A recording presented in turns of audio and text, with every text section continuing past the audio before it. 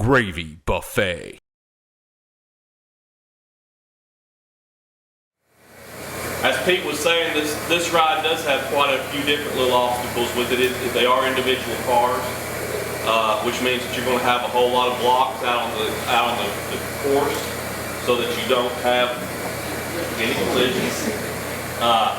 Which anytime that you've got stopping points and prop sensors and computers, that gives you just a whole lot more opportunity for trouble. But we pretty well stay on top of it, and it's a real good, consistent running ride for us. We do have the, I'll show you in a minute when it gets here, cold weather, hot weather, liners and urethane wheels. When we first start, we open up in March and we run all the way through December, so there's some cold nights and mornings that the ride will need to operate. Obviously we don't run below 40 degrees. So during those cold months, we've got the hard plastic liners that we'll put on, and then as the temperature consistently stays warmer through the spring, then we'll swap those out to the urethane wheels, and that's a good thing because as the cars break in, heat up, they go faster, and it can get rougher when you're on those hard wheels. So we're always ready to get on those soft wheels. It makes a much more pleasant experience for the rider as well. You want to hear Mike over there? Do what? You want to hear over there? Yeah, just bring it on right now. Could be. Yeah, they're definitely on the hard wheels.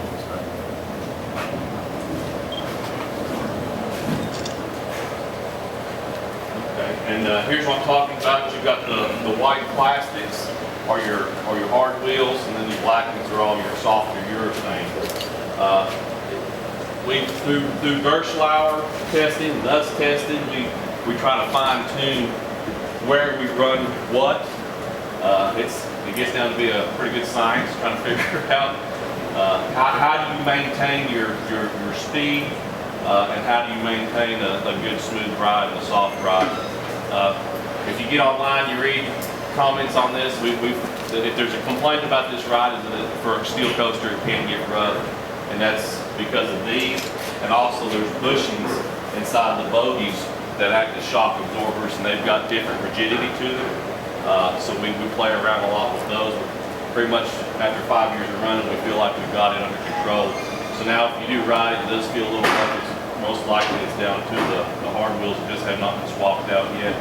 And the other thing, the reason why you don't want to do this too soon is because when you go through your drop, you go through the drop and the hairline, when you get up to the top of that inverted loop, there is some hang time right there, and it's a fine, fine line. Unfortunately, we have hung the car upside down. It was empty during testing, but that's part of this deal, is that you've got to have these dialed in. Normally, if they're loaded down with either the water dummies or human weight, it's going to go on through, but we have to set it up for an empty car run. That's your worst case scenario. So it's a fine tuning trying to get these where you want them, so you do get your hang time upside down in the inversion. The ARBs on this, a lot of the companies are going to silencers, so that you don't hear that traditional clickety-clack as it goes up the lifts. This design right here has these little, I don't know if you can see it from out there. You don't have a spare. No spare. But they've got these little levers on them, and there's tracks, there's rails on the lifts that as it goes up the lift, those little levers will actually hold the ARB up so that it doesn't slam every ARB rail as it's going up, and it keeps it a lot quieter. This particular ride, where you're inside this big metal building, that metal-to-metal smacking is extremely loud. So we can always tell when we've got an axle that's not right. But how that works pretty much is it swivels.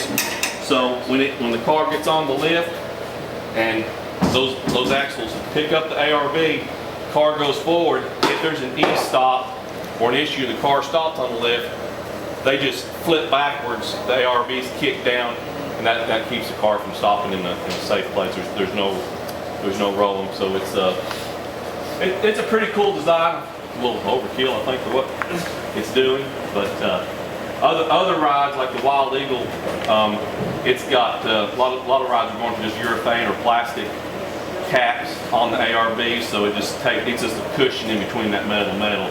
It's a lot simpler, a lot less expensive, but that's just a couple different ways that you can silence the ARB and get away from that clicky flap going up the lifts. The restraint system, something else that a lot of companies go away from are the ratchet paws. As the restraint goes up, it's got the claws that lock in. This has got the hydraulic system on it as well, so wherever the restraint goes down, it locks until you release and run your fluid to the other side. This and then the Wild Eagle's the same way. Tornado and Thunderhead still have the ratchets.